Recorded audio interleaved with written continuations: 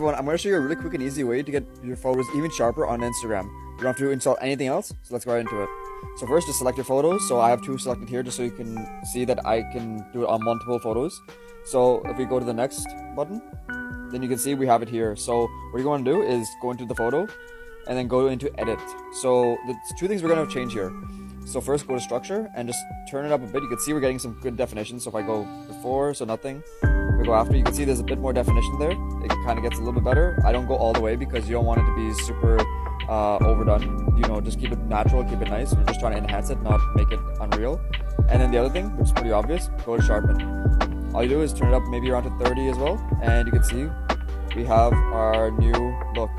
So you can see from before and after. So if I go adjust, you can see kind of like the before. This is the after. You get a little bit more.